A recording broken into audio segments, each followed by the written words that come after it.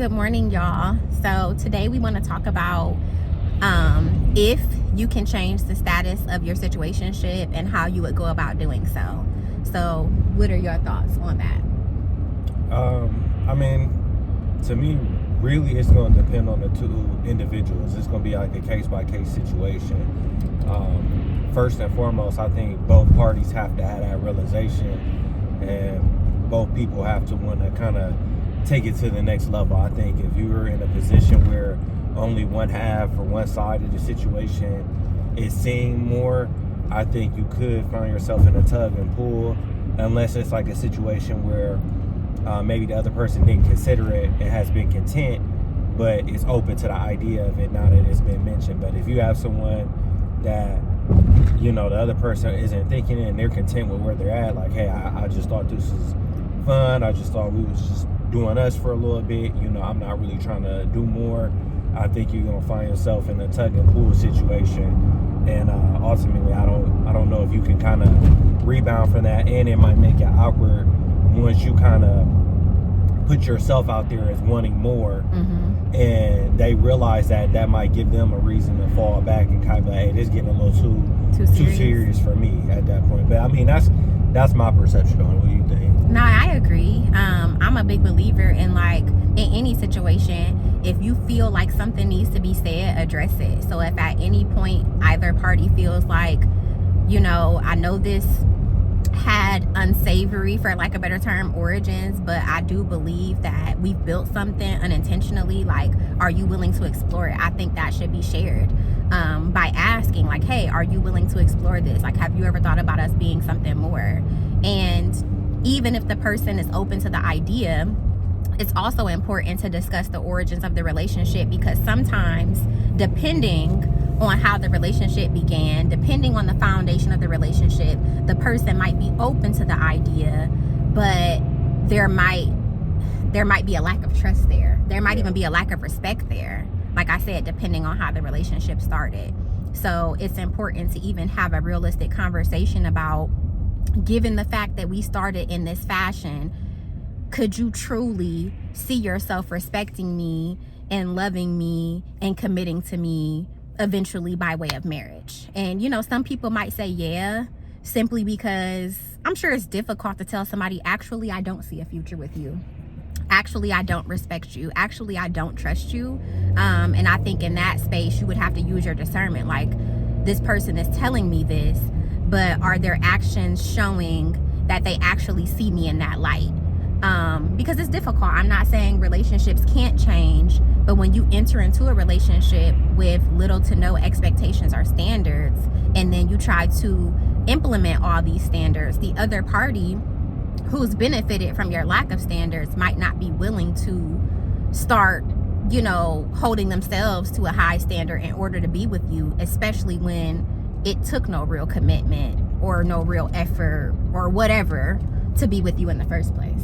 Yeah, I agree 100%. And I feel like sometimes in those situations, you might have that person that comes across and initially is like, once you guys had that conversation, they like, oh, I'm good, or, I don't want to mess up what we already got going on. And sometimes, like, you might got to step away from that. Because you might do yourself a disservice by being accepting of what they're willing to offer and not pushing for more, because you're internally having these feelings, these strong emotions, and the person is essentially letting you know, like, I didn't say never, but, I feel like never is a relatively good word. I think never, but it's just like, in some cases, like, yeah, never, I'm never going to be able to provide you or fulfill you in that way. And I think when you come across that, I think that's a moment where you have to be firm in how you feel and saving your own emotions and your own self from heartache. And I think you have to maybe even give that person a little space to breathe, because I think a lot of times when you get in a real good situationship, it can just be lust, it can just be these things, but sometimes when you give somebody that space and let them know that you're standing on business and that, hey, I'm really feeling you, but I can't continue down this path with you due to the way I'm feeling about you. Or even the way I'm feeling about myself. Yeah, so maybe I'm starting to have more respect for myself. Yeah, so I think when you give that person the space to deal with that and really feel that, you never know what could come from it. You know, that might be necessary for somebody to kind of sit back and that phone dry a little bit. Or now I'm in exchanges with people that seem relatively meaningless, and now I'm starting to realize, maybe it was more there, and I was caught up doing this, or maybe I thought it was just this. So sometimes, you know, you got to be prepared to stand firm and stand on business when you feel like, hey, I need more from you, or I want more than just this. I know it started as this, or this is the foundation, but, you know, I'd like to explore more.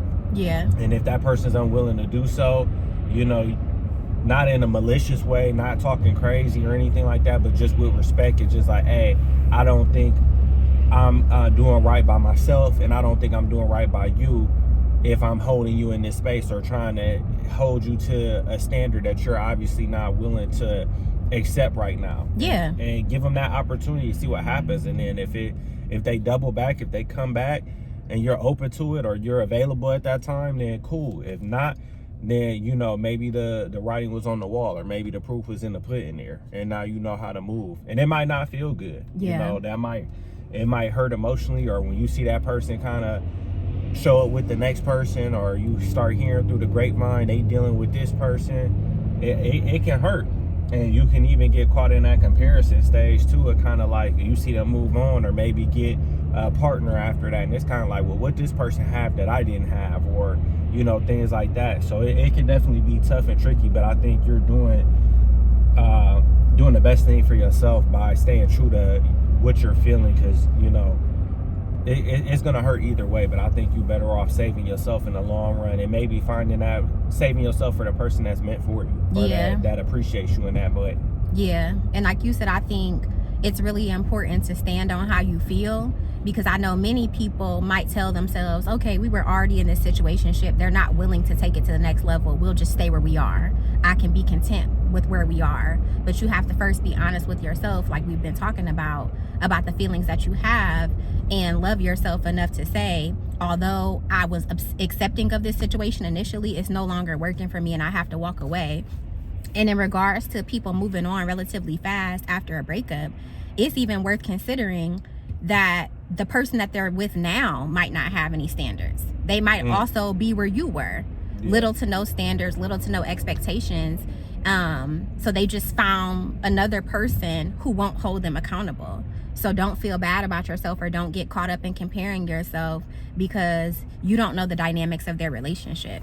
So yeah, what? No, I was just gonna say, like, I think you brought up a good point, that there are people that are gonna repeat cycles. There are people that are serial daters, or people that, you know, for whatever reason aren't going to commit to people. And like you said, like, once they realize the well has dried up here, this person is wanting and expecting more, or wanting to hold me accountable in a way, I'm uncomfortable, I'm gonna move on. Like you said, you don't know if they move on to that next person what the foundation of that relationship is. So it could be them kind of, again, going through that same cycle where it's like, all right, you cool on me, or you wanting more, let me find the next person where I can have this initial attraction, this initial infatuation, lust, whatever, and kind of repeat that same cycle again until that person is having the same experience. And then it's like, all right,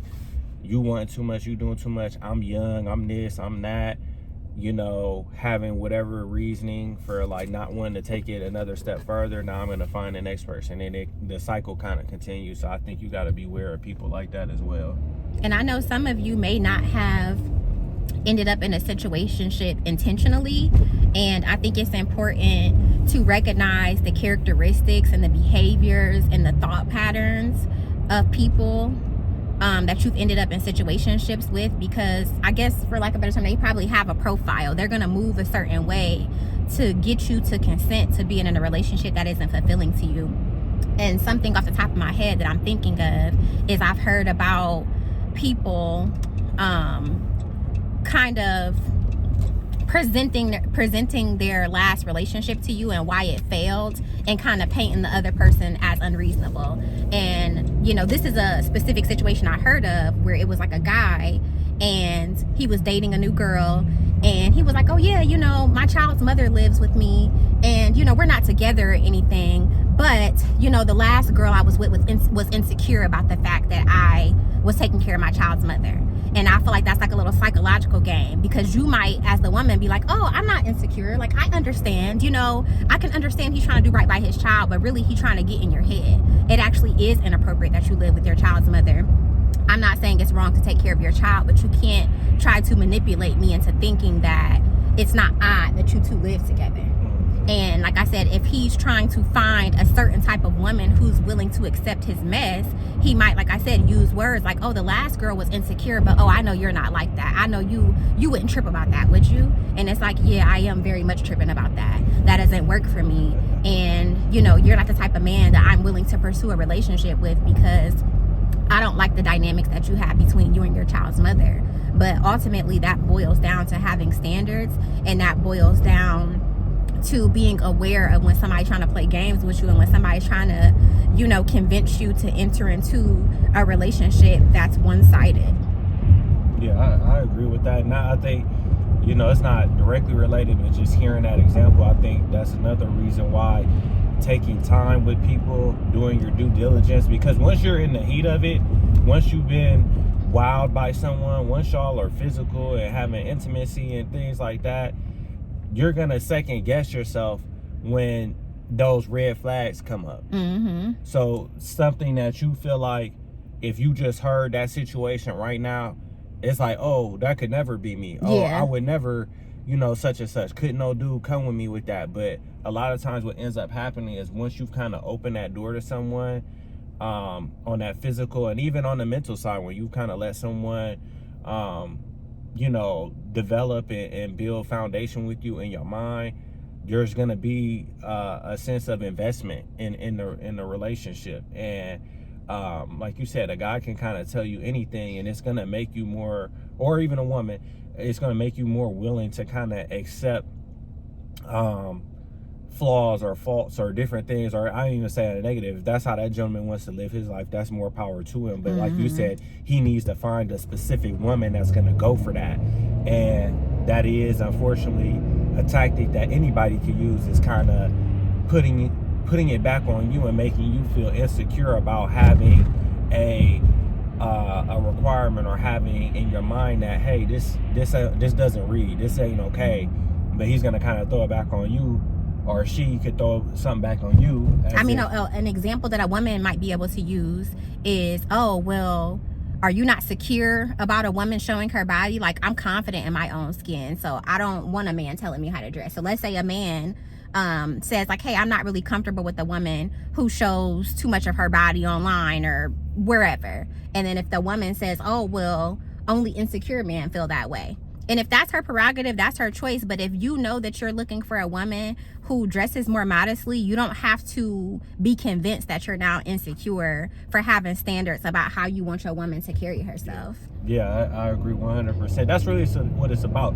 Everybody's free to do what they will with their body, or with how they want their relationships to go, and different things like that. But I think that's when the manipulation comes into effect, is when the person that you're dealing with wants you to co-sign a lifestyle that doesn't align. Yeah. And ultimately, you know, that's your choice if you decide to waver or not. But some stuff is worth standing on business for. Yeah.